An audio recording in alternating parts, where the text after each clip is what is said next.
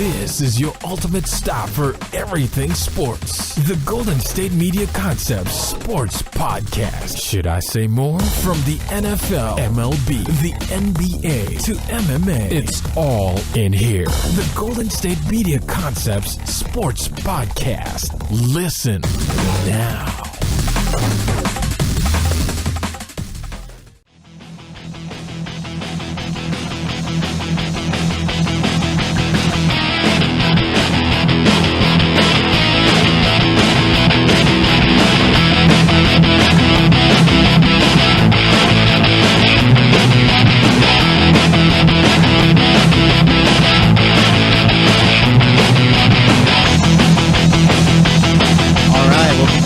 This is the GSMC Sports Podcast. This episode, of course, is brought to you by AdamandEve.com. And if you go to AdamandEve.com and type in the promo code SPORT, you'll get 50% off pretty much any item in the store. Once again, I'm your host, Jesse Tapia, and now that the World Series is concluded, the Houston Astros are your new World Series champions. I think it's the first time they've ever won it, and the Dodgers are going to have to wait one more year. I mean, they've waited pretty long. I mean, it's been since 1988, so I guess we're just going to see how that goes. But I mean, wow, what a series this was. And before I even get started on that, I just want to say how great of a place Twitter is, how great of a place Twitter can be when you're watching a big sporting event or anything like that, because just the jokes and all the tweets and just all the analysis, and like I said, it's just all really great stuff. I was just entertained the whole time. As far as like yesterday the Dodgers were losing, and I know like the Jordan meme, the crying Jordan meme is a big thing on Twitter and stuff like that, and it's all just making me laugh and stuff like that. I'm sure Dodger fans, you guys don't want to hear that right now or anything like that, but I mean, if it was the Astros, I'd still find it funny, and I'm sure you guys would too. But like I said, Houston is the new World Series champion, and Twitter is just a great place for sporting events when you want to talk about it and just laugh. But yeah, let's get back into the game. So ever since the game ended, I've pretty much been trying to decide, who's going to be public enemy number one for the Dodgers. And I've been switching back and forth between Yu Darvish and Dave Roberts. And you know what?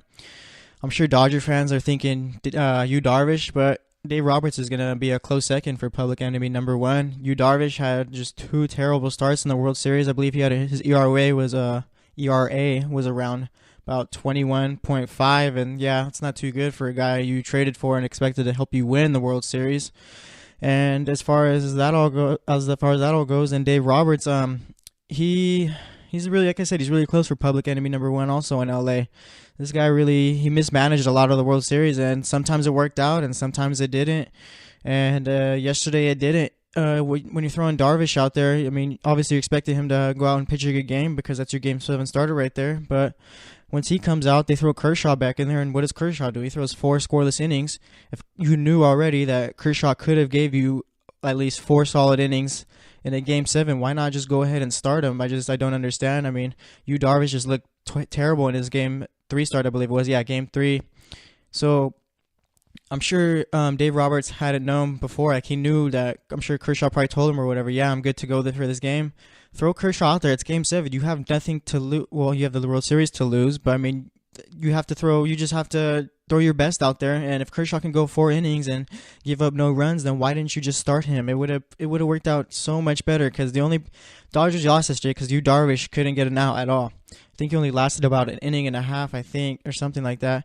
And he gave up the 5 runs. And after that, Kershaw comes in and the bullpen played so well, pitched so well throughout the game. So, I mean, if Darvish isn't out there and Kershaw ends up starting, and we're not sure how Kershaw would have pitched or anything like that, because we all know that he's given up the most home runs in postseason history. So, yeah, we're not sure how exactly would have went, but that's your ace right there. And if you know that he can go at least 4 innings or possibly even 5, because I'm sure if Dave Roberts would have started him, Kershaw could have went 5, I'm sure. So, I mean, why not just do that? It's the World Series. It's Game 7. You have to win this game, okay?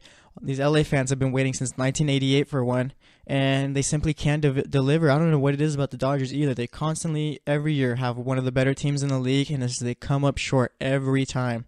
Every single time they come up short. I'm sure it hurts for Dodgers fans too. And it's just, the Dodgers should have won a World Series probably within the last 5 or 6 years. Yeah, they should have won a World Series in the last 5 or 6 years, and you can't keep coming up short with a payroll like this and a team like this, okay? You have the best players in the league, okay? You were the best team in the NL, you can make an argument that they were better than the Astros in the entire league this season. Obviously, the Astros won the World Series, but I'm talking about regular season. So yeah, they should have started Kershaw, I feel, and just Darvish, just his head wasn't in it at all. I mean, I'm not really sure. He was just getting hit. The Astros were just teeing off him. He was throwing great batting practice to the Astros, and like I said, the Astros are just teeing off. And once Darvish came out, Astros couldn't do nothing. So I don't know. Like I said, I'm sure the fans probably feel that Darvish is public enemy number one, but it really should be Dave Roberts. But yeah, let's get into the game, scoring plays, and all that stuff. So in the first inning, it started off pretty much just as bad as it could for the Dodgers. I mean, there's literally no worse start. Okay, Bregman, he was safe at second. He hit a ball. I think it was to the it was to the pitcher, or it was to the first baseman. He hit it to Bellinger. Bellinger comes off his back to go get the ball, and Darvish is coming back to cover first. And there was already a guy on second, I believe, second or third. I can't remember exactly. It was George Springer who was on base, and Bellinger fields the ball, and he just throws a bad ball to Darvish at first, and the ball gets behind Darvish, and Springer scores off of that, and boom, you're just thinking, Game 7, this is not good for the Dodgers. And then later on in the ending, Altuve hits a ground ball to first, and the Dodgers were playing in, I believe. I think Altuve just hit it so soft to where really the first baseman couldn't do anything, and Bregman scored, which made it 2-0. Then Lance McCullers, this was one of my favorite at-bats of the game, actually, because you could tell he was out there. He wasn't just trying to be a pitcher who bunts or anything like that. He was out there swinging. He was swinging the ball pretty good, or swinging the bat pretty good. So yeah, he fouled off a pitch, and I think he comes back and he hit a little grounder to second base, but it ended up getting McCann in to score, and McCann's not the fastest guy or anything. So I mean, McCullers hit that ball really, it was just slow off the bat. I believe it was bouncing off in the grass and stuff like that. But yeah, I drove in McCann, and I was just laughing after that at bat, because it's thinking, yeah, the pitcher's doing himself a favor. He's getting himself runs. So yeah, that made it 3-0. And then later on in the inning, George Springer comes up, and this dude's had an unbelievable series. He's been crazy so far this series. I think he had like 6 home runs, I believe, or something like that around there, and that's just really good for a player in the World Series, obviously. So yeah, he comes up and he hits a home run to center, which brings in Gonzalez, and that made it 5-0. And you're just, you know what, Darvish is done. Take him out. It's over for him. He's done. Okay, and then they bring in Kershaw, and Astros, like I said, they didn't score again for the rest of the game. The 6th inning came, and Andre Ethier hit a single to right. Peterson scored, and I got Justin Forsythe to second, which made it 5-1. And you know, that's another thing too. The Dodgers, they had multiple opportunities to score. It's not like Houston's pitching was just lights out the entire game. Like Dodgers weren't reaching base or anything. No, they had plenty of times to score. They left around a little bit more than 10 guys on base, I believe. Yeah, I think they left a little bit more than 10, and that's just ridiculous. You're playing at home. It's a Game 7 World Series, like I said, at home, at Dodger Stadium. You should have all the momentum in the world. You can't. It was just frustrating to watch. I guess I'm not a Dodgers fan or anything like that, but I mean, if you are a Dodgers fan or anything, it's got to be frustrating to watch when your team's out there. It's Game 7, boom, it's the World Series. It's the biggest game of your team's season, probably. Yeah, the biggest game within the last 10, 15, probably 30 years, since 1988, if we're being honest here. But yeah, it's the biggest game that they've ever had, and they just couldn't get the job done at all. Like, they didn't even really. It's just sad to see. I mean, like I said, left all these guys on base. You had multiple chances to score, and it's not like the fans were out there just not into the game or anything. Like, the fans were trying their hardest to get the team back, just cheering and stuff like that. It was loud throughout the game, but the Dodgers simply couldn't capitalize. It was just sad to see for the Dodgers, but like I said, I'm really happy for the Astros. Actually, Carlos Correa, he won twice. He won the World Series, and then right after, he proposed to his girlfriend, and she said yeah. So, yeah, the guy won twice during the game, he won once during the game, and he won another time after the game. And then George Springer was the MVP, and like I said, he had a lights-out series. Dude was incredible. Other than that one play that he had in center, I mean, he just played pretty much a perfect World Series. And I think too, before the World Series even started, he was in a little bit of a slump, and he just woke up when it was the big time, and that's all you can ask for a player like that. Yesterday he went 2 for 5, had 2 RBIs, 2 runs, scored 2 runs. Altuve went 0 for 3, but like I said, he had that ground ball to second, which drove in a runner. Actually, it was to first, I believe. I can't remember exactly, but yeah, he had the ground ball, drove in a run, so he contributed. He also got walked. Carlos Correa went 1 for 4. Gurriel, which was actually a pretty cool moment, because we all know what he did in Darvish's last start. He did the thing with his eyes to make him look like Darvish, which was really in poor taste and stuff like that. It was just really bad. But yeah, he tipped his helmet to Darvish as a sign of respect, and it was a really cool moment to see. And Gurriel's still suspended for 5 games. Come the start of next season, he deserves it. But it seems like the guy understood what he did, and he understood what he did was wrong, and he's just trying to make amends for it. But yeah, he went 0 for 4. McCann went 0 for 3, but he got a walk and he scored a run, which is contributing. And yeah, that was just like I said. Charlie Morton actually.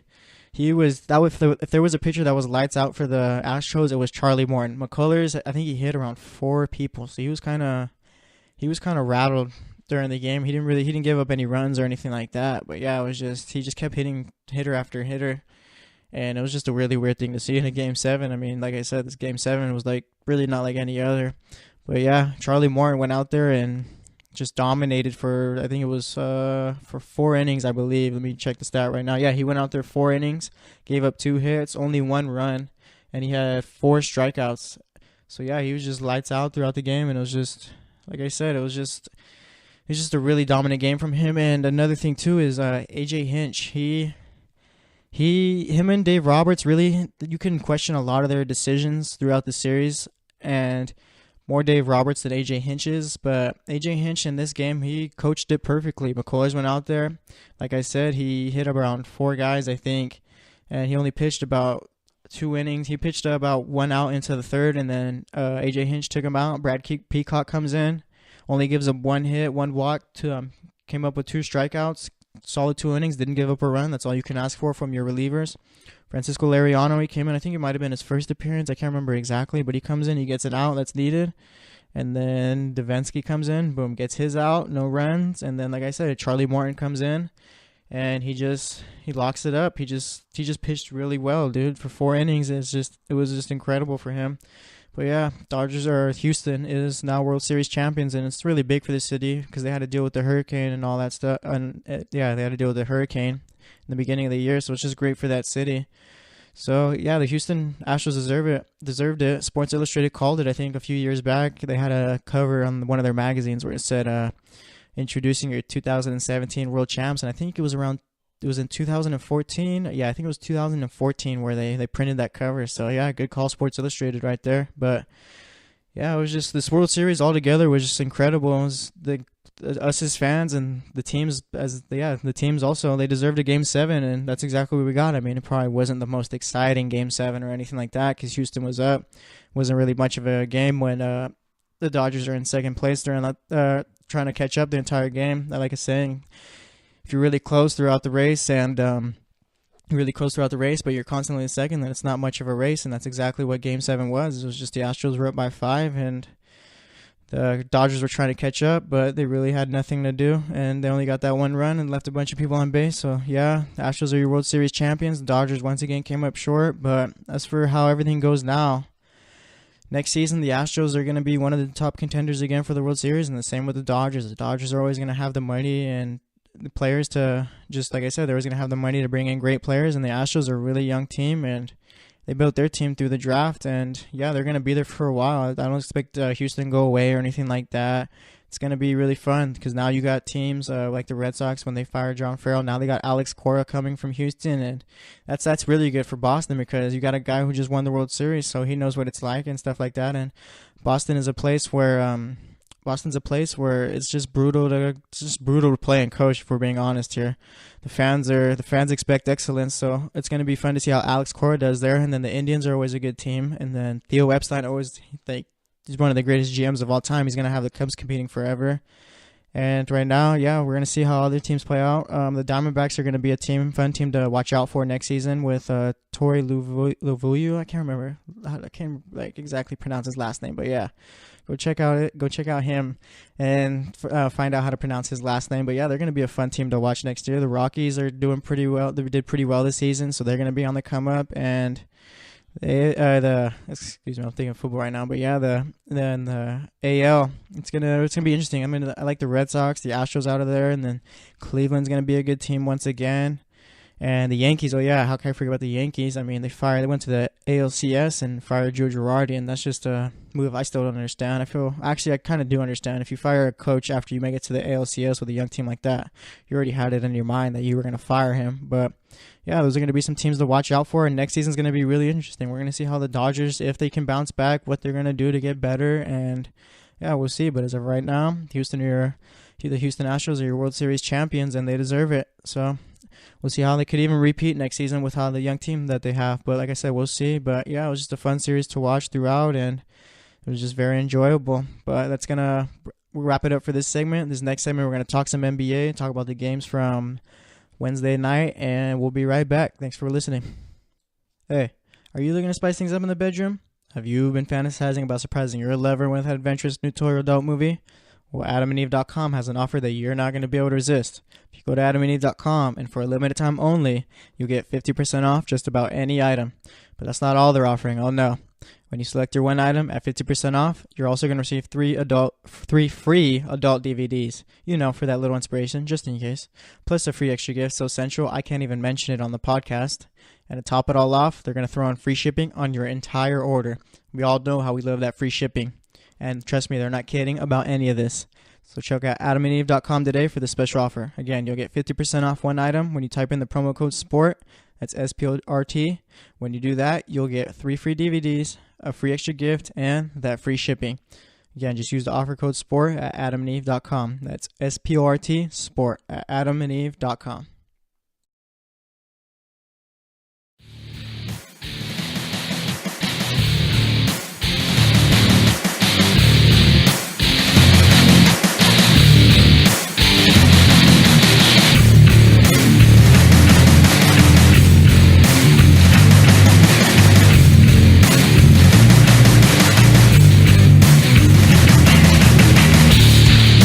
And welcome back to the GSMC Sports Podcast.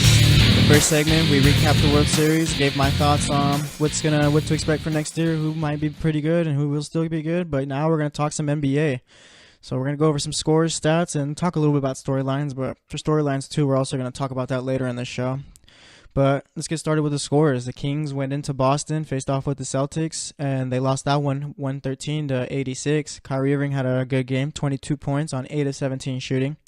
Jaylen Brown had 22 points. He actually had a really great game, actually. Yeah, great game. He had 22 points on 7 of 8 from the field, shot 7 of 8 from the field, and shot 5 of 6 from the three-point line.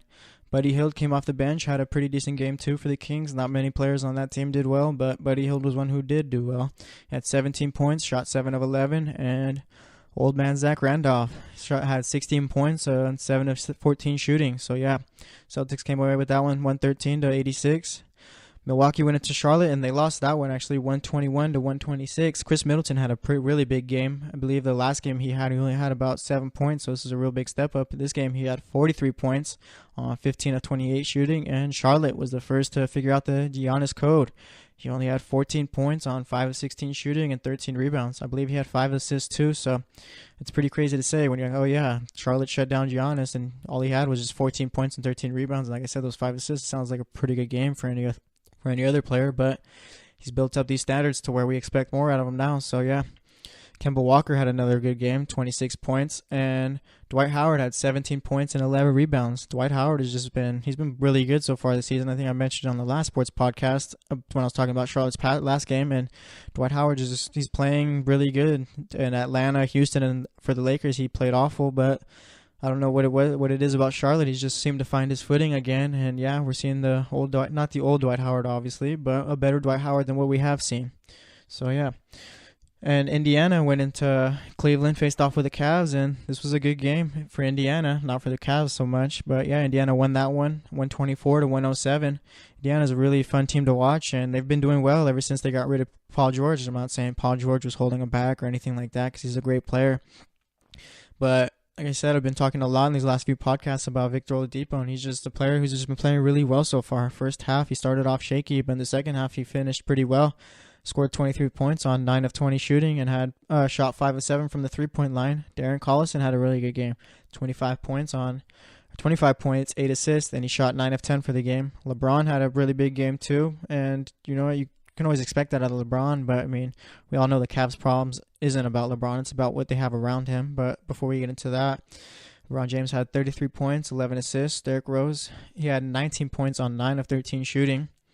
Atlanta went into Philadelphia, lost that one 119 to 109. Joel Embiid had a solid game, 21 points, 12 rebounds. Ben Simmons has been lights out so far. He had 19 points, 13 rebounds, 9 assists. And like I mentioned before in the last sports podcast, I believe, he said after one of his games that, you know what, I'm still not playing my best. And if he can get any better, then Philly should be really excited. So we'll see about that. Robert Covington had 22 points for Philly, and Dennis Schroeder had 25 points on 10 of 17 shooting for Atlanta. And he's pretty much just going to have to do it all for that team because they're just not that good of a team anymore. Phoenix went into Washington. This one actually was surprising me. I think I said, in the last sports podcast also, I said that, you know what, Washington's going to beat Phoenix. I'd pick them 10 times out of 10, and Phoenix proved me wrong. They won that game 122 to 116. TJ Warren, he's had a big year so far, 40 points, 10 rebounds. Devin Booker had a solid game, 22 points. John Wall, he had a pretty good game, but he just hasn't been the John Wall. Like we all know, John Wall is one of the best point guards in the league. For me personally, I think he's top 5, probably top 3. I put Westbrook and Stephen Curry ahead of him. So yeah, I'd say John Wall is the 3rd best point guard in the league to me. So like I said, he hasn't been playing up to his standards. Like the same how I said about Giannis when he had his 14 points against Charlotte Wednesday night. Just hasn't been playing up to his standards. John Wall had 21 points on 10 of 18 shooting. Bradley Beal had a really big game, 40 points, 12 of 25 shooting. So, but yeah, Phoenix managed to pull that one out. John Wall and Bradley Beal actually didn't get too much help from the rest of the players, so that's another reason why they lost. But just got to pick it up and try and win the next one. Charlotte went into Miami. They lost that one actually, 97-91. Lauri Markkanen had 25 points, 8 rebounds. Chicago's got to be really excited about that guy, and I know I am too. He's just a really solid player. Yeah, so he had 25 points, 8 rebounds. Lopez had 22 points. Robin Lopez, that is. Don't get him confused with Brooke from the Lakers.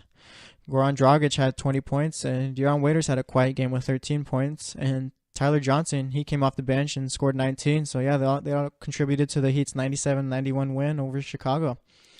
Houston went into New York, and, of course, they won that one, 119-97. James Harden had another good game, 31 points, 9 assists.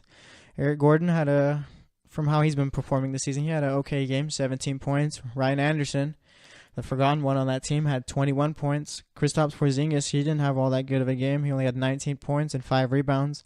And Tim Hardaway Jr. had 23 points for the Knicks. Those two right there, Porzingis and Tim Hardaway Jr., those are going to be Knicks' best players. So if they want to compete, really, I'm sure the fans, I don't know. I'm sure you want to see your team do well and whatnot. But I know that if they were somehow to make the playoffs, and I doubt they will, the Knicks just aren't a good team to me or anything like that. But you just really want to see your team do well, and if they are going to do well, it's going to come down to those two players. So, like I said, they've been playing well so far this season. Porzingis didn't have that great of a game, but he still dropped 19 points, so we'll see how it goes from here. The Magic beat the Memphis Grizzlies, handed them their 3rd loss of the season. They won 101-99. Aaron Gordon had 19 points, 7 of 11 shooting, and 7 rebounds. And Evan Fournier had 22 points, 8 rebounds, and he shot 4 of 7 from 3. This is really odd. I've been reading off the Magic's last few games and their stats and all that stuff and all that. But Aaron Gordon and Evan Fournier, they always seem to drop the same amount of points. I feel like this is it's got to be multiple times where Aaron Gordon's dropped 19 points and Fournier's had 22. So it's just an odd thing to me, but it's not really a big deal. Marc Gasol had 22 points on 10 of 14 shooting, had 9 rebounds. And Tyreke Evans, the Sacramento Kings, joking around, but to say that he was a really good player for the Sacramento Kings. He had 32 points on 13 of 20 shooting, shot 4 of 6 from the three-point line, and did all that coming off of the bench, so that was a really good game from him. And he's actually been pretty solid for Memphis so far this season. And that's he's a reason why you can attribute his play. I'm not even sure if I'm using the right. Attribute his play to how Memphis has been playing so far this season. But yeah, like I said, they're 5-3 right now. And as for Minnesota and New Orleans, Minnesota went into New Orleans and won that game, 104-98. Jimmy Butler had 23 points. Andrew Wiggins had 18 points. Didn't have all that great of a game. He shot 9 of 21 and 0 for 5 from the three-point line. And as for the Pelicans, DeMarcus Cousins had a solid game, 10 of 21 shooting, 35 points, shot 5 of 10 from the three-point line. And over the last couple of years, DeMarcus Cousins' three-point shot has gotten really better. So that's something always fun to watch about him. He had 9 rebounds and 6 assists. Anthony Davis had 24 points on 8 of 18 shooting, had 10 rebounds, 6 assists. Drew Holiday had a pretty good game. He scored 14 points, 14 points in that game. And other than that, that was pretty much it for that game. Like I said, I've been saying multiple times before that the Pelicans need Rondo before they can start playing really well. So we're going to see how they do without him there. But yeah, they need Rondo in order to fight for that 8th seed, I believe, because I don't think DeMarcus Cousins and Anthony Davis are going to be able to do it on their own. Mainly, like, they're great players and all that stuff, but they just need help. So yeah, we'll see how they are once Rondo comes back. Toronto Raptors went into Denver. They got blown out in that one, 111 to 129. The whole team pretty much had a bad game except for Nick Powell. He did okay. He had 14 points on 6 of 11 shooting. DeMar DeRozan only had 10 points on 4 of 10 shooting. And Kyle Lowry only 9 points on 4 of 10 shooting also. So yeah, just a really bad game all around for the Raptors. Nikola Jokic, he only had 8 points on 4 of 10 shooting. And yeah, that's really weird. They all shot 4 of 10. But he had 16 rebounds to go with that and 10 assists. So he contributed. And Jamal Murray had 24 points, shot 8 of 10. Paul Millsap, 20 points on 6 of 12 shooting. And then one of the better games of the night, I was watching it towards the end. And actually, let me get into the stats and score for this game. But Portland went into Utah. Lost that one 103 to 112 in overtime. Damian Lillard had 33 points on 10 rebounds and 8 assists. CJ McCollum, he started off pretty shaky so far this season. Hasn't been playing up to how we all know he could play. Only had 16 points, 10 rebounds. He shot 6 of 20 for the game. Ricky Rubio, not known for his shooting, but he shot 8 of 17 and dropped a nice 30 points for the Jazz. So don't really expect that out of him going forward, but it's always just nice to see from a guy like that. Rudy Gobert had 16 points and 10 rebounds. Donovan Mitchell had 28 points on 9 of 21 shooting, probably his best game of the season. But yeah, getting into the game, it was Portland had the last shot of the fourth quarter, and I think it was, I can't remember exactly, but I'm pretty sure it was Damian Lillard. Yeah, time's winding down. Damian Lillard's driving in, and he tries to drop a little floater into the basket, and you know who's there? Rudy Gobert just swats it out, and it was just really fun to see how he did that and stuff and all that. Rudy Gobert has just been he's been a really good rim protector for the Jazz, and I think last year he either finished second or third in the Defensive Player of the Year voting, and he's going to be a big candidate for it this year. So we'll see how that goes. But yeah, once again, Utah won that one, 112-103 in overtime. Dallas went into LA to faced off with the Clippers. Clippers won that one handedly, 119-98. Dennis Smith Jr. Picked up from his little slump that he was having, had 18 points on 6 of 15 shooting.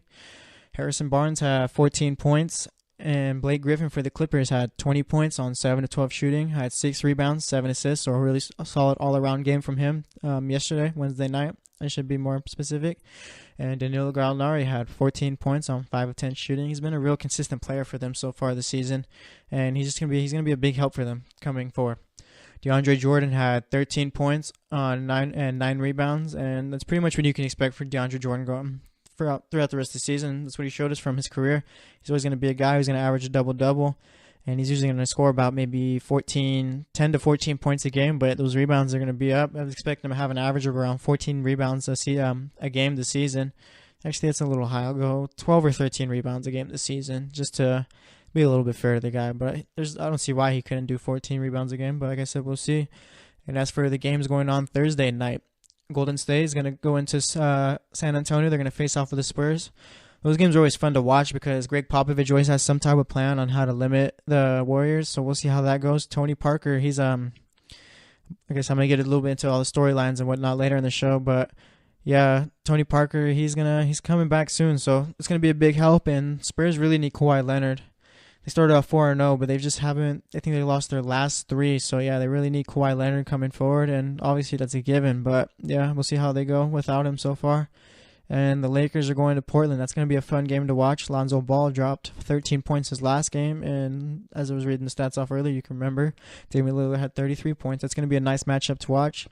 I know that these point guards, when they're going up against Lonzo, they have a lot of.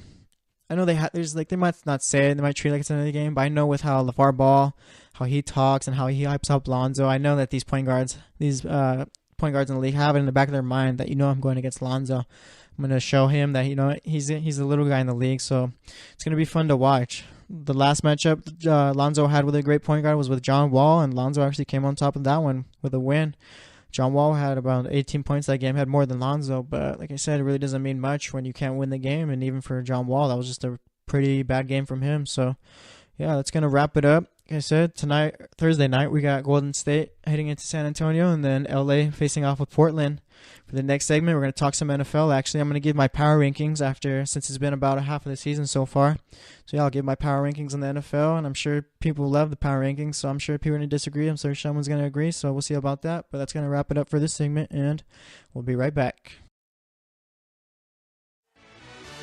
Are you looking for the very best NFL and college football podcast? Then check out the GSMC Football Podcast. Get the latest football news both on and off the field. From the NFL Draft to trades to the rumor mill to the NFL Combines, they got you covered. That's GSMCpodcast.com/football-podcast. Get updates on college rivalries, game day insights, and much, much more. It's football talk the way you want it. This show eats, sleeps, and breathes football. Don't forget to like them on Facebook and follow them on Twitter. Visit GSMCpodcast.com for more info.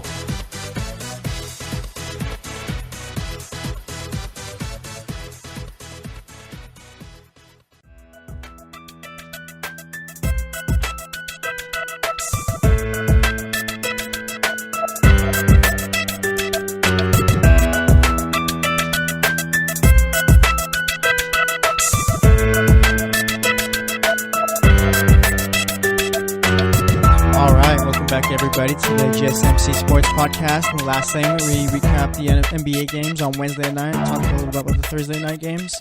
And for this next segment, we're going to do some NFL power rankings. So let's get into it. At number 1, I got Philadelphia. I really think Philadelphia's the best team in the league so far this season. They're 7-1, and they just traded for J.J. Only gave up a 4th-round pick for that. You could hear my thoughts on that trade in the last sports podcast. It should be around the 3rd segment, I believe. But yeah, they got J.J. for a 4th-round pick, and I think he's gonna. This week, I don't really expect much out of him because Doug Peterson said that'd be unfair to just throw him out there, and you understand that too. He's got to learn a whole new playbook, running scheme, all that stuff. Because I think with Miami, he did a lot of zone running, so we'll see how it is in Philly. But yeah, they're the number 1 team for me right now. They've looked the best. They're 7-1. Carson Wentz is a MVP candidate, and yeah, I like Philly at number 1. At number 2 and 3, those are really a toss-up for me. I wasn't really sure where I wanted to go with either. So number 2, though, I ended up putting Kansas City there. Alex Smith has been playing well so far this season. Kareem Hunt has been a nice revelation from them as a rookie. Spencer Ware went down. We knew Kareem Hunt was going to start, or at least Andy Reid told us, and we weren't really sure exactly how well he was going to do, and he took the starting job and ran away with it, and I don't expect Spencer Ware to come back and take that from him. So yeah, also they got Tyreek Hill, who's a huge playmaker on offense for them, and Travis Kelce, who's just been doing his thing like he always does, one of the best tight ends in the league so far. And the defense, the secondary is always good. Marcus Peters is always a shutdown corner, and yeah, I really like their defense also. But yeah, I got Kansas City at number 2, and then for number 3, I got Pittsburgh. Pittsburgh as a team, their defense, their secondary over the last few years, and probably more than that, that's always been like their weakness on the team. But this season, it looks like they finally fixed that secondary, and the defense has been playing well, been playing lights out so far. And as far as the offense goes, Le'Veon Bell, one of the best backs in the league, and Antonio Brown, he's one of the best receivers in the league too. So yeah, they got him, and Juju Smith-Schuster had a really big game against Detroit. I think he had 197 yards and a touchdown. So yeah, I like Pittsburgh at number 3. And before I get into my number 4 team, I just got an update on my phone from Bleacher Report saying that I think it was, let me see who reported it. Ian Rappaport reported that the Texans fear that Deshaun Watson tore his ACL in practice today, which is Thursday. Yeah, so they're fearing that he tore his ACL. And that's just a terrible thing to see. He's been lights out so far this season, was easily a Rookie of the Year candidate, offensive Rookie of the Year candidate, and I'm sure he was going to win it. But yeah, as of right now, Houston Texans fear that Deshaun Watson tore his ACL in practice. So we'll see how that ends up and how that plays out, but it's just a really sad thing to see. So getting back into these power rankings, at number 4, I have Minnesota, and I know that New England fans are probably thinking, how do you have Minnesota ranked above us? But I just really like how they've been playing so far like that. So, yeah, so far they've been switching quarterbacks. Case Keenum has really been the quarterback for them the last couple of weeks. Jerick McKinnon has been playing well, and the defense has been playing well also. So yeah, I like the Vikings at number 4, and I expect them to make the playoffs and win their division this season. Number 5, don't worry, New England is still a top 5 team to me. I got, New England at number 5. Tom Brady's been playing well. Hasn't been scoring or throwing that many touchdowns, but he's near the top in yards passing. So whenever they got Tom Brady, they always have a chance. At number 6, a team that's really starting to interest me and get me excited is Seattle. They just traded for Dwayne Brown. They're going to give up a second and third round pick for him. I think the second round pick is in 2019 and the third round pick is in 2018. They were originally going to give up Jeremy Lane instead of that second round pick, but Jeremy Lane failed his physical when he was with the Texans, so he's coming back to Seattle. So they were forced to give up those 2 picks.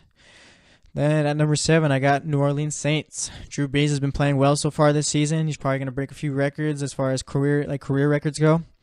Michael Thomas has been solid for them, and I like the little 2-headed monster they got at running back. They got Mark Ingram and Alvin Kamara as a really good running back out the backfield as far as receiving and all that.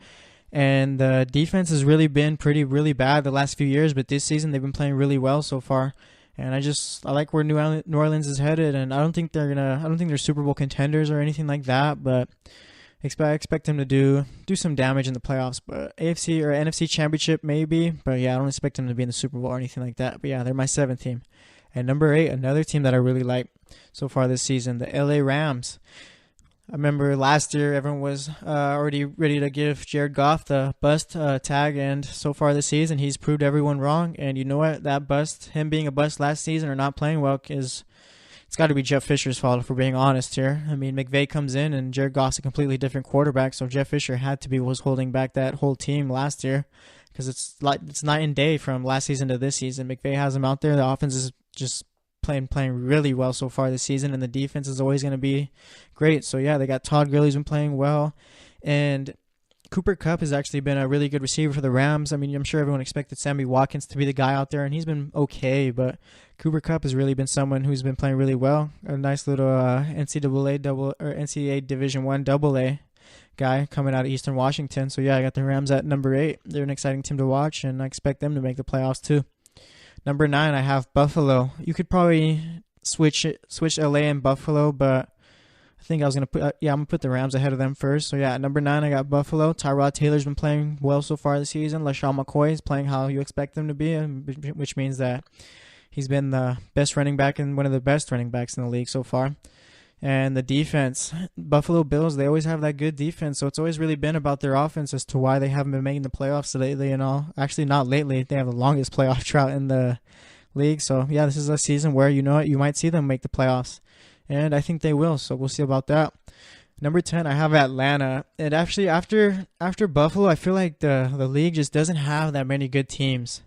Atlanta has a lot of great players, but they're not playing like a great team or anything like that. They've been playing okay, getting through games, and they're 4-3 right now. But I just feel like there's a drop off after Buffalo.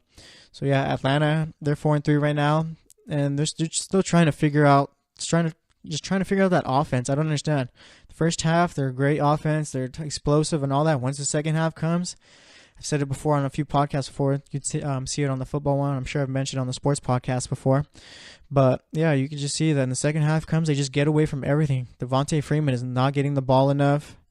And Julio Jones is out there basically playing decoy for their offense. And I'm laughing because it's Julio Jones. He's one of the best receivers in the league. So they need to figure that out. The defense has been playing well. At number 11, I have Jacksonville. Defense has just been best defense in the league by far. You can make an argument, but it's not going to be a good one, okay?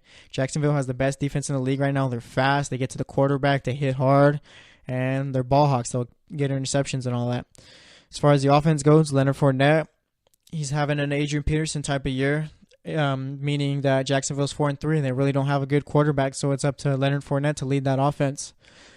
And it's really surprising, actually, because when Allen Robinson went down, you were thinking, you know what, that's it for Jacksonville. You think they had a solid team, but you know what, Robinson's down, and Leonard Fournette has just picked up the slack. Can't really expect much out of Blake Bortles, but he hasn't really turned the ball over too much this season, and you can attribute that to the offense because they're taking the ball out of his hands and giving it to Fournette, and that's exactly what they've been needing to do.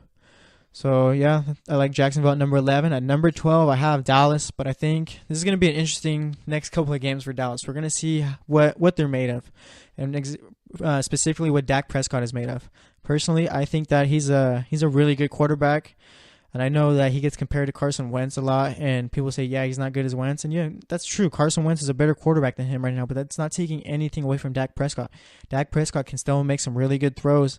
And yeah, he doesn't have the best deep ball or anything like that, but you know what? Just have your quarterback play to his strengths and not make and not force turnovers, and that's exactly what Dak Prescott's doing. He's playing to his strengths, and he does not turn the ball over. So with Ezekiel Elliott out, I was actually kind of happy today. I got an update on my phone from Bleacher Report saying that Alfred Morris is going to be the lead back for them going forward in these next 6 games, but that's not what I was happy about. I was happy that they're going to have Rod Smith as the backup and Derek McFadden as the third stringer. Rod Smith is someone who played really well in the preseason, and I'm really high on him. I think he can do a lot. So he's going to be fun to watch, and hopefully he gets a lot of playing time. 13, I have Carolina. They're also trending down. I'm not high on Carolina at all. Do not like them as far as the team goes or anything like that. I think the offense is bad. Defense plays well, but like I said, I just don't like the offense at all. They traded away Kelvin Benjamin, so you're probably going to see a lot more production out of Christian McCaffrey, but Cam Newton hasn't really been having all that good of a year, so yeah, I have them at 13th. At number 14, I have Tennessee. They're 4-3. They haven't really been playing all that good, and you can probably attribute that to Marcus Mariota's hamstring injury. They came off a bye this past week, and Mike Mularkey said that Mariota's hamstring's at 100%, so we'll see how that is. When Marcus Mariota plays well, that whole team plays well. So like I said, we'll see how they go from here. 15, I have Baltimore. That offense has not looked good so far this season, but the defense has been keeping them in it, and right now Baltimore's 4-4, and you can't really ever count out Baltimore because they're a hard-hitting, hard-nosed football team, and John Harbaugh is always going to find a way to keep them in it and competitive. So yeah, got Baltimore at number 15. And again, I did these power rankings before. I did them before I got the update for Deshaun Watson's ACL injury. So at 16, I have Houston, but they're going to be going down, and it's sad to see. Houston, I'm sure like that whole city was excited. Deshaun Watson, they finally had their quarterback, and I know he's a rookie, but probably the best quarterback that they've ever had. I know Matt Schwab did well for them, but Deshaun Watson was just on another level, which is playing well. And it just stinks to see a guy like that go down in practice of all things. You're not supposed to hit the quarterback and everything, so I'm not really sure how he tore his ACL or anything like that. And again, we're not completely sure if he tore it, but that's what the Texans are thinking. So I'm sure like he was probably running and made a bad cut, and that's what brought him down. It's just sad to see. So Texans season, sorry, but I think it's pretty much done with Deshaun Watson out. Now they're going to bring in, I think their backup is Tom Savage still. So yeah, it's awful for the Texans, but I guess we're just going to go from here. At number 17, I have Miami, and that's another weird team. Defense has been playing well so far. They've been through a little stretch where they were playing really well, lights out, not giving up a lot of points. Kind of cooled off a little bit, but they're still a pretty good defense. And as Miami wants to make the playoffs, they're still 4-3. They got the Raiders Sunday night, and we'll talk a little bit about the Raiders later on in the power rankings. But yeah, they got the Raiders Sunday night, and it's just going to come down to how Jay Cutler plays. They traded away Jay Ajayi, so I'm expecting Kenyon Drake. He hasn't really had much to do this season, but when he's out there, he produces. So he's going to be really exciting to see so far when that game comes. So yeah, I got Miami at number 17. At number 18, I have Green Bay. They're also a team that's trending down for me. No Aaron Rodgers. Brett Hundley hasn't really done much to show us that he can actually just play half as good as Rodgers. So yeah, I don't really like them going forward. It stinks because I had Devontae Adams on my fantasy team, and now he's pretty much useless on there. So we'll see if maybe Brett Hundley could pick it up, but I doubt it. Then I got Detroit at number 19, and I think they're going to be trending up. I got them at 19 right now because they're 3-4, and as far as like these power rankings go, I'll give a little basis of it and like what I base it off of. I try to go off of records too, but I also try to think of how the teams are playing right now and all that stuff. So yeah, right now I have Detroit at 19, but if they get a win on Monday, I'll move them up. Matt Stafford, he's been playing okay so far this season. He's been playing well. I'll say he has. Yeah, he's been playing well so far this season, and I expect him to win a lot more games as the season progresses. And number 20, Washington's a team that could either trend up or trend down. It's really up to them.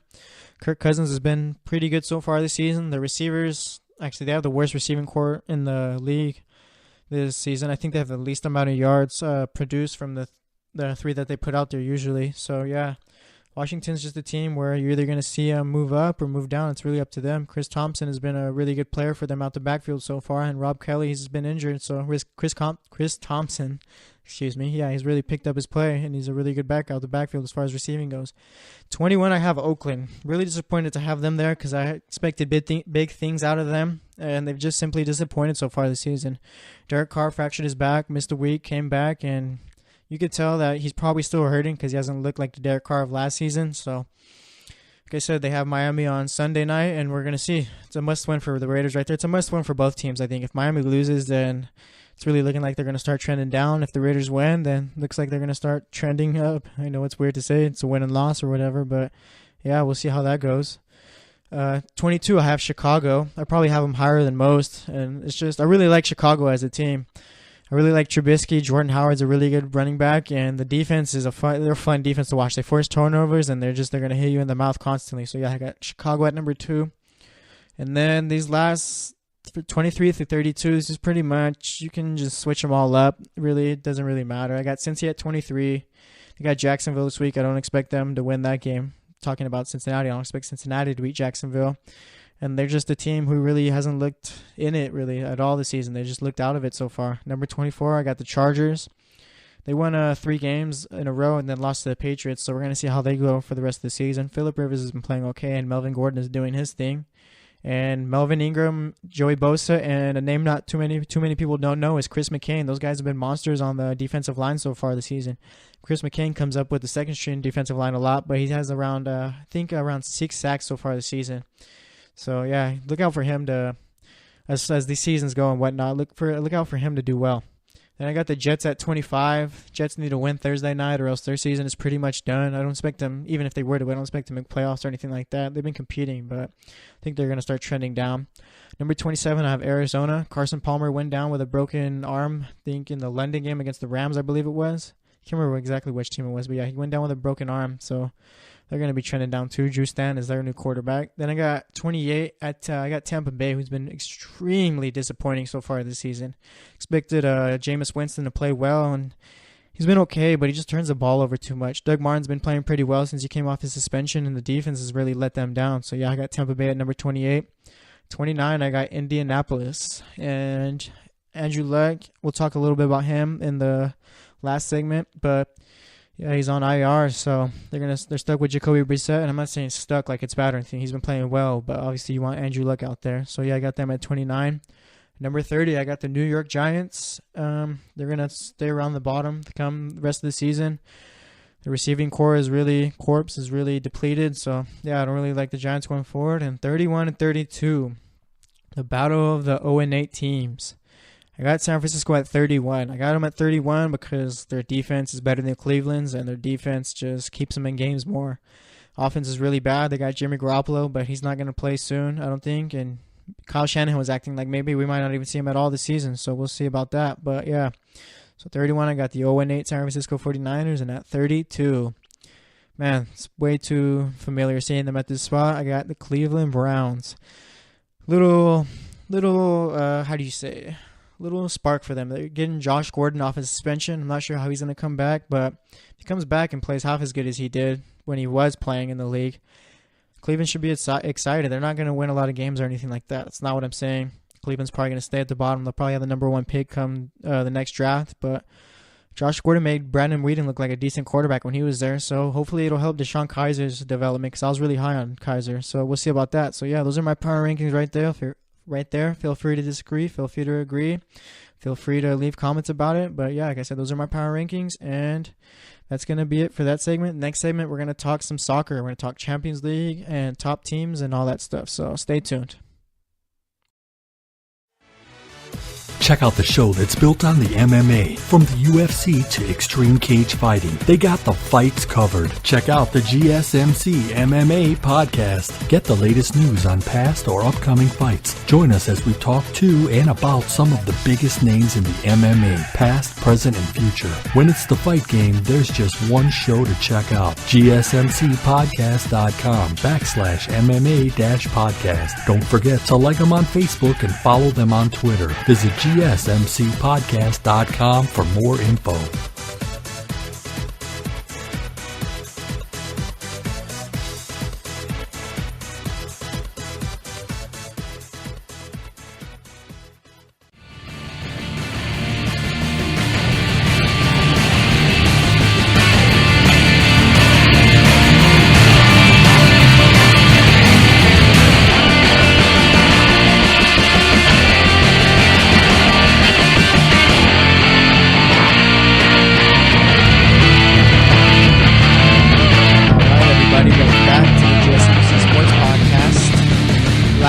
usually talk NFL, get my power rankings, but for this segment, we're gonna talk different football. We call it football in Europe. We call it soccer here.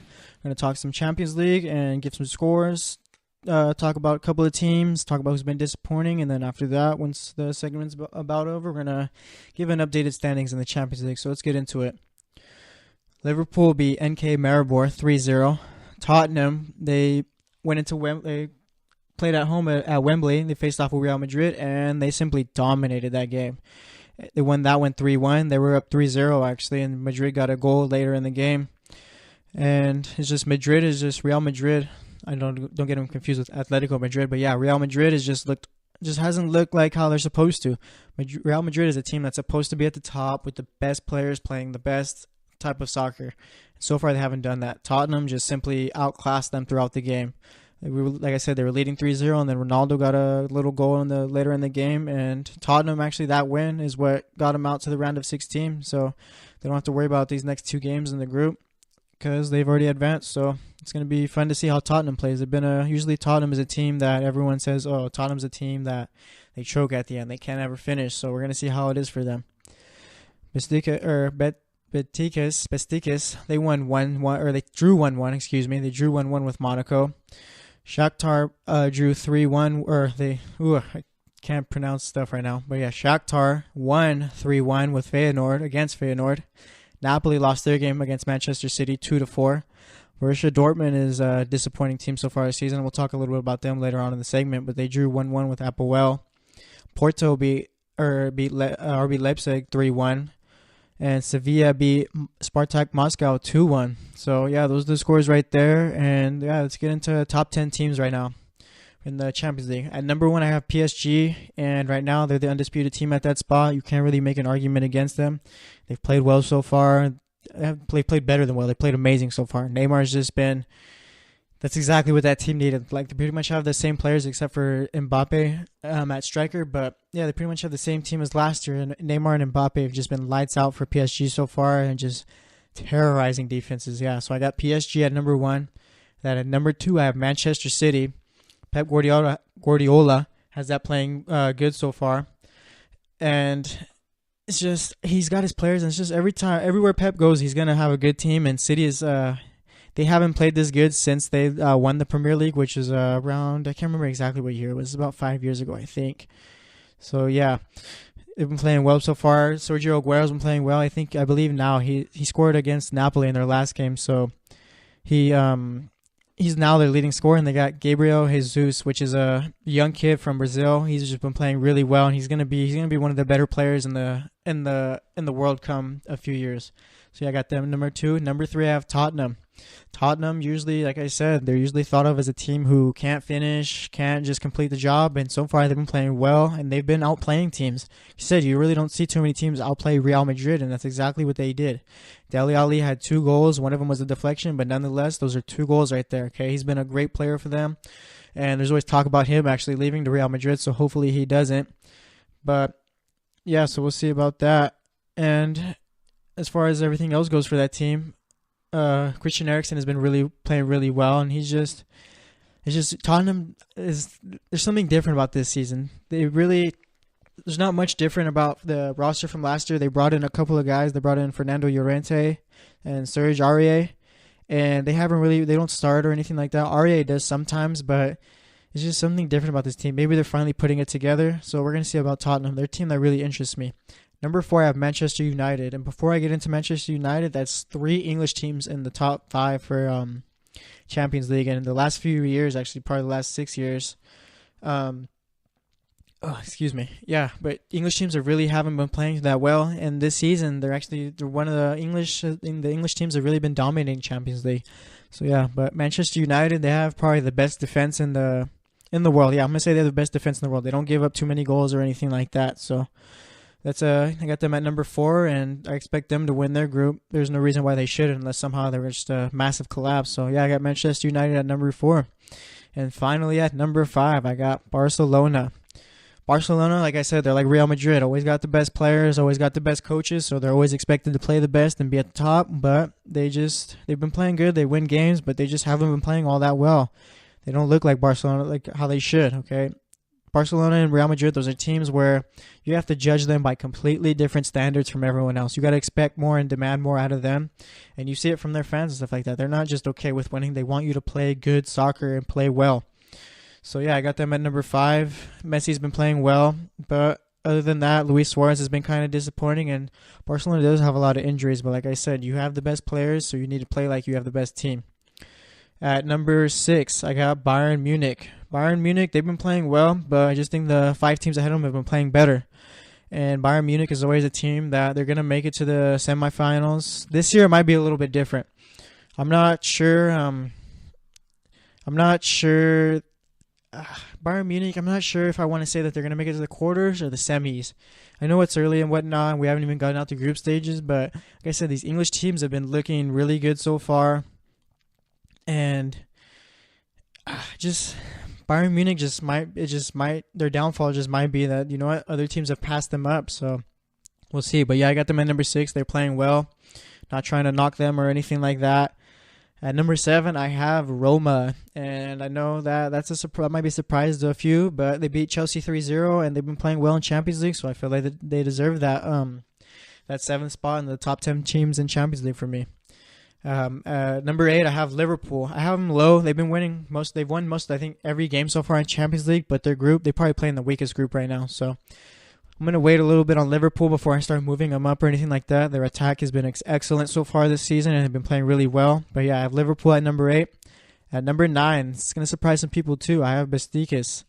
They're leading their group right now. I think they should have 11 points right now, and they've just been playing really well. So, yeah, I like them right there. And then number 10 was a toss-up. It was between Madrid and Chelsea, but I put Chelsea at number 10. Real Madrid has just been really – I don't really like how they've been playing so far this season. So, yeah, I'm going to put Chelsea at number 10. They lost, like I said, their last game 3-0. And there's, like, you're probably thinking, oh, why are you putting a team that just lost 3-0 at number 10? But it's just based off of players, form, and all that stuff. So, yeah, I still like Chelsea at number 10. I'm sure they're going to pick it up. I have no doubt that they'll make it out the group. Atletico Madrid is a team we'll talk about in a little bit, but they haven't been looking all that good. So, yeah, Chelsea and Roma, I expect to get – they're in the same group. So, yeah, I expect them both to get out. So, let's talk about disappointing teams. I have 5 teams that I'm going to talk about. First off, I talked a little bit about them already. It's Real Madrid. They have the best players. They got Cristiano Ronaldo. They got Sergio Ramos, Karim Benzema. The only thing that's really hurt about them is Gareth Bale. He's always out. He's been an injury-prone player since he's been there. So, yeah, it's just Madrid has great players. I'm not sure what it is. They just can't figure it out right now. They're 8 points behind Barcelona in La Liga, and in Champions League, they just lost 3-1 to Tottenham. And when you think Tottenham and Real Madrid, you never see those teams in the same sentence because Real Madrid usually is just miles ahead of a English team like that. Real Madrid is supposed to be one of the better teams in the world, and they're playing like an English team or just one of those teams that are great, but you don't really have that high standard for them. So yeah, Real Madrid is probably my most disappointing team so far. Then I want to talk a little about Borussia Dortmund. Usually they're competing with Bayern Munich in the Bundesliga, playing well. They have Aubameyang, and they have a really good set of midfielders. But so far this season, they've just been extremely disappointing, and they better watch out. If they keep playing terrible throughout the rest of the year, I think that there's a good chance that we could see Aubameyang finally leave because he's always linked to other teams once the seasons are over and all that. But yeah, I think that there's a good chance that if they don't pick up their player, you might see him leave finally. So we'll see how they go. Atletico Madrid is another disappointing team for me. Usually Diego Simeone has that team playing well and just competing with Barcelona and Real Madrid. They don't have the players, obviously, that Madrid has, or the type of players, I should say, that Real Madrid or Barcelona have. But they're always competing with them, and usually they pull out a few wins against them a couple times a year. But so far this season, they're just not playing well at all so far this season. They're playing like a good team that you don't have high standards for. So as far as it all goes in the Champions League, I believe they're 3rd, and they drew in their last game. So they really need to pick it up if they want to make it out of the group stage, but I doubt that they will. So we'll probably see them in the Europa League. Juventus, they have a lot of great players. They got Paulo Dybala, Gonzalo Higuain, and like I said, they have a lot of good players around those guys. Those are really their 2 best players, but Juventus only has 7 points so far in Champions League, and that's really unacceptable for a team like that. They're another team that you need to hold to a high standard, not higher than Real Madrid or Barcelona. And I keep saying Real Madrid or Barcelona because those are the top dogs in the world right now. Those are always the top teams. So I'm always going to compare other teams to them because that's where you want to amount to. That's how you want to be. You want to compare yourself to those great teams. So yeah, Juventus just hasn't been playing well so far this season, and they only have 7 points. So I'm sure they'll make it out the group. But I'm not too sure how they'll fare once it comes to round of 16 or quarterfinals. I don't think that they're going to make semifinals this year. And they've made it to the semifinals, I believe, the last 2 years. And I can't remember which year it was exactly. It was a couple years ago, I think. They lost to Barcelona in the final. But I don't really like their chances this year, even making it to the quarterfinals. And I definitely don't think that they're going to get out of the even if they do make it to the quarterfinals, I definitely don't think that they are going to make it out the quarterfinals. And the last team I'm talking about is Napoli. Napoli is not a team like Juventus or Madrid, Atletico, or any of the teams that I've mentioned so far. But they're a team where you expect them to compete, and so far they just really haven't done that. They're third in their group right now, and I'm going to get into the standings in a few moments. But yeah, they've just been really disappointing so far this season. They're just a fun team. They've been a fun team to watch over the years, and this year they just don't seem to have it. So let's get into the standings. I know in the last sports podcast I read off of them, but these are now updated, and these are real-time standings right here. So Manchester United in Group A are leading with 12 points, then Basel with 6, CSK Moscow with 6, and Benfica with 0. Group B, you have PSG who's leading, and I'm sure that they're going to win the group. They have 12 points, with Bayern in second with 9 points, Celtic in third with 3 points, and then Anderlecht with 0. I expect that group to finish how it is right now. Group C, you have Roma who have 8 points, Chelsea have 7, Atletico Madrid are in third with 3 points, and FK Karabag have 2 points. Roma and Chelsea, I'm sure that they're going to switch off and on these next, because there's 2 more games left in the Champions League group stages, so I'm sure that they're going to be back and forth for 1 and 2, but I expect those teams to make it out. Group D, you have Barcelona who lead it with 10 points, then Juventus with 7, Sporting has 4, and Olympiacos have 1 point. I expect that group to finish how it is right now. Group E, you have Liverpool with 8 points, Sevilla with 7, then Spartak Moscow with 5, and NK Maribor with 1. I expect Sevilla is usually a team who they always end up in the Europa League somehow. They have good players, but I think that this time they're finally going to make it out. I believe they did last year too, so it's kind of unfair to them. But yeah, usually you see them in the Europa League a lot. So yeah, I like Liverpool and Sevilla out of that group. Then Group F, you have Manchester City with 12 points. I don't see them really dropping a game at all unless they were to sit their starters, because I'm sure that, I don't see them dropping their starters, because in second you have Shakhtar who have 9 points. So I know Manchester City is going to try and win that group. So I doubt that they're going to drop points. And then you got Napoli, who've been extremely disappointing, in third place with 3 points. And then you have Feyenoord, who no one really expected much out of them in this group. They have 0 points and they're in last. Group G, you have Besiktas with 10 points, FC Porto with 6 points in second, RB Leipzig in third with 4 points, and Monaco in second. I think Monaco might be done. I think that they're done. So that second spot, I think, is going to come down to Porto and Leipzig unless Besiktas drops points. Then in Group H, you have Tottenham who have 10 points right now. They've already advanced out of that group, so they have really nothing to worry about going forward. Real Madrid have 7 points, and I'm sure they're going to advance too. And then you have Dortmund in third with 2 points, and Apoel with 2 points in fourth. And both those teams drew against each other twice, so they've struggled against Real Madrid and Tottenham, so we're going to see how that goes as far as everything else. But yeah, those are the standings right now. I gave you my thoughts. That's going to be it for this segment. And then the next segment, which will be the last, we're going to just talk about news, storylines going on, and games to watch this weekend in the world of sports. So stay tuned. Are you looking for help for your fantasy football team? Check out the GSMC Fantasy Football Podcast. Get today's best advice on who to start, who to sit, even who you should draft. From sleeper picks to red hot lineups, they got it all covered for you. That's gsmcpodcast.com/fantasy-football-podcast. We'll cover traditional leagues, dynasty, PPR, even IDP leagues. When you need fantasy help, there's just one show to hit up. Don't forget to like them on Facebook and follow them on Twitter. Visit gsmcpodcast.com for more info.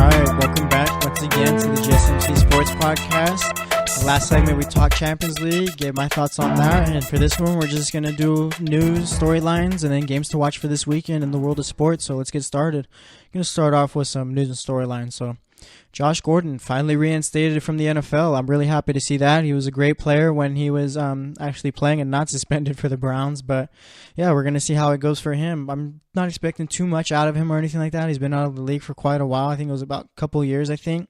So yeah, and too, you've seen like sites like Bleacher Report and all that do little profile stories on him, and it seems like he finally has his head on straight, and he finally realized like he's finally getting his last chance and all that. So we're going to see how well he does. I'm really rooting for him. Janoris Jenkins was suspended by Coach Bob McAdoo for the New York Giants. And these suspensions, I mean, this is the second time a corner has been suspended, I believe.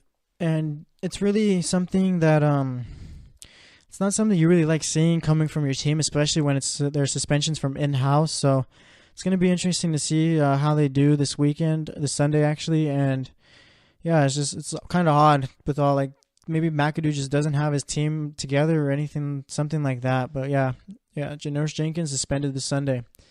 And then a story that kind of surprised me, kind of didn't surprise me. I kind of agree with it, kind of don't agree with it, is Sam Darnold. There's a story going around, and I can't remember if it was him exactly that said it or just a reporter that reported it, but they said that Sam Darnold might not come out of college this season if the Browns have the number 1 pick. And as a fan and whatnot, you understand that, okay, yeah, it's the Browns. You never want to play for the Browns, but as someone who talks about sports all the time, like from that point of view, I'm thinking if you're good, then you'll play fine. I know that I'm trying not to be too harsh or anything like that, but for being honest, that organization right now is a dumpster fire. That front office botched the AJ McCarron trade, and we talked about that in the last sports podcast. So they really don't really have a sense of direction where they're going. But as a football player, you can't really be like that. Sam Darnold, I understand where he's coming from, and you really don't want to be put in a position like that to where you're coming into a bad franchise. Because, I mean, yeah, there's always bad teams every year, but like the Browns are just the constant worst team in the league every year, and they just can never get it right. So I understand where Sam Darnold's coming from, but I mean, let's say he does sit out or he does stay a year, you want to end up like Jake Locker, and be like you're thought of as a high pick, and then you stay a year, and the next year everyone's thinking, okay, yeah, now this guy's a late round pick. So Sam Darnold, I mean, he hasn't played like as well as we've all thought he would, and his draft stock is still really high. So if I'm him, I go out there, I leave USC, and I still go out there for the draft. And who knows, maybe the Browns still won't take him because they know that he doesn't want to be there. But if I'm him, I go out in the draft, Browns draft him, then you go do your job, play quarterback, just try to do as well as you can. So we're gonna see what that how that plays out. And in Indianapolis, Andrew Luck was put back on IR, so he's done for the season. And this is a really intriguing thing to me, and something that should scare Colts fans and that organization. He was supposed to be ready for this season. He missed most of last season with that shoulder injury. Came back he's supposed to come back this season, and he started throwing the ball a little bit more, and then boom, his shoulder started hurting again, and he didn't know why, so he's going to see a doctor about it again. So yeah, Colts have him back on IR. Jacoby Brissett has been pretty solid for them so far this season. He's not a great quarterback or anything like that, but he's been pretty solid, like I said. So I mean, no one's expecting the Colts to win a bunch of games or anything like that. I think they're already 2-6. Yeah, they should be 2-6, I think. So yeah, it's just Andrew Luck's done for this season, and it's kind of sad to see, because when he's out there, he's a top 5 quarterback. He took him to the AFC Championship with a squad that's not that good. So ever since he's been in the league, he hasn't had a good squad to play with, but he makes them all better when he's out there. So hopefully this all gets sorted out. Hopefully his shoulder gets fixed up and he's out there next season. So we're going to see about it. And little note, Papa John's is pulling most of their advertising from the NFL because of the NFL protests. You could have your opinion on the protests. I have mine. I'm not really going to get into that, but it's just a note about it. And I know that we all see the Papa John's commercials a lot during the games and whatnot. So yeah, I expect to see them less. Let's get into the NBA a little bit. Tristan Thompson, he hurt his calf, strained his calf, so he's going to be out for 3 to 4 weeks, and that's just not what the Cavs needed right now. They've been playing terrible as it is, and just another injury is not going to help them. Derrick Rose has already missed some time. He's already back, though. Isaiah Thomas is out till January, and LeBron James has said, when he was asked about why is the team playing so poorly, he said, we're depleted right now. And yeah, it's true they are, but I think that there's other reasons as to why they're not playing well. You don't really have a go-to scorer anymore, and I know I've talked a lot about that, so I'm not going to get into it anymore or as much. But yeah, they really need a go-to scorer, but these injuries aren't going to help their case. So, I mean, as far as everything else goes, as far as the Cavs and all that, I still expect them to be near the top come the end of the regular season. I don't think they're going to be a 1 seed, and they'll probably still make the Eastern Conference Championship, but not as sure as that as I've been like the last few years. Of course, the last few years we've all known, okay, yeah, it's going to be Golden State and Cleveland every year, and they're all going to win their respective conferences. But this season, you might see a different. Boston's playing really well, and Washington's a team who hasn't played that well, so they're still trying to find their groove and all that. But as far as it all goes, I mean, Giannis is playing well for Milwaukee, so I mean, I think once it comes down to it, it's going to be Boston and Cleveland once again in the Eastern Conference Championship. But let's not be too sure that Cleveland's going to make it out. They haven't been playing too well. And like I said, these injuries are really hurting them. So we'll see how it goes for them. And then a little more developments in the Sixers and Philadelphia 76ers and Jahlil Okafor situation. He wants a buyout, but Philly's not interested in talking a buyout with him or his agent. So expect him to be traded, and they want an asset for him. So I don't really expect anyone to give up any players for him. They're probably going to receive a second-round pick for him. Maybe if a team's got like a surplus of it, you might see a late first for him. A couple teams I've seen with thrown into the mix for Jahlil Okafor is Boston and Oklahoma City. Boston is a team that probably makes the most sense for him. He hasn't really played to his potential. He was a monster in Duke, played really well at Duke. And like I said, he was drafted first. I believe it was first. Yeah, first pick over Karl Anthony Towns, actually. And I'm not sure how Philly's feeling about that one, but I mean, they have Joel Embiid, so it's not really that big of a deal. It's not like a Cleveland Browns situation where you don't draft Deshaun Watson or Carson Wentz, you end up Deshaun Kaiser, and we all see how Wentz and how, I guess, now Watson tore his ACL, but we saw how he was playing, so yeah, at least they have Joel Embiid from that. But yeah, Jahlil Okafor has just pretty much been a disappointment. I feel like if he was traded to the Celtics, that Brad Stevens is that coach. He's gonna how do you say? He's always gonna get the best out of his players. He's like Greg Popovich. He's not as good of a coach as Greg Popovich. Don't jump to conclusions or anything like that. I'm not saying Brad Stevens is as good as Greg Popovich, but Brad Stevens is one of the better coaches in the league, probably second best coach after Popovich. But yeah, he always finds a way to develop his players and help them play to their potential and play to their, just max out their play. You saw with Jay Crowder, he wasn't really doing much with Dallas, and once he comes here, he plays well. Boston gives him a 5-year, $35 million deal because of how well he plays, and look at that. He was in the Kyrie Irving trade to Cleveland, so yeah, we see that. And then Jaylen Brown, he was a terrible shooter coming out of college, and now he's shooting well, so I think Jahlil Okafor is going to be a player that if he comes to Boston, you're going to see him play a lot better than he did in Philly. But as far as OKC goes, he can help them. I'm not sure how well Billy Donovan is with how do you say, developing players. So, but he could be a good rebounder for them. So I think if he goes to OKC or Boston, he'll still play better than how he did in Philly. So we're going to see about that. So let's get into some other things. Tony Parker's close to returning for the Spurs. He completed his G League stint with I can't remember exactly what team that San Antonio owns, but yeah, he completed his little stint there, and yeah, now he's back with Spurs. He's not gonna be playing Thursday night against Golden State or anything like that. They're probably gonna ease him into it, see how he is, and we'll see. We'll see when he comes back. He's gonna be a big asset to them. He's not, of course, the Tony Parker of old or anything like that, but he's still a player that can contribute.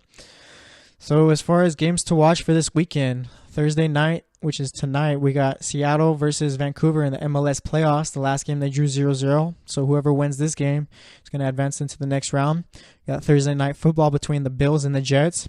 I expect the Bills to come out and win that one.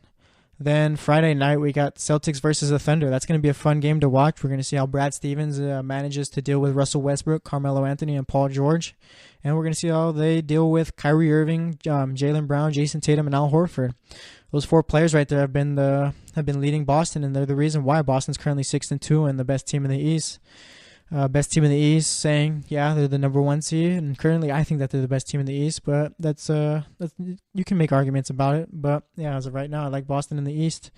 We don't really talk too much hockey on these podcasts, but Thursday night, Maple Leafs are up against the Kings. The Kings are off to one of their better starts in franchise history, and it's always a pleasure to watch Austin Matthews play hockey for the Maple Leafs. He's a really great player. So yeah, it's a good game to watch. And the Sixers are playing the Pacers on Friday. That's going to be a fun game. The Pacers are a team I really like watching right now, just based off of Victor Oladipo, and they play good team ball. I'm not sure when Miles Turner's coming back, and Philly's always a joy to watch because now they got Ben Simmons out there and Joel Embiid, and Ben Simmons is averaging nearly a triple-double, and Joel Embiid is playing like one of the better centers in the league when he's out there. So yeah, it's going to be a fun game to watch.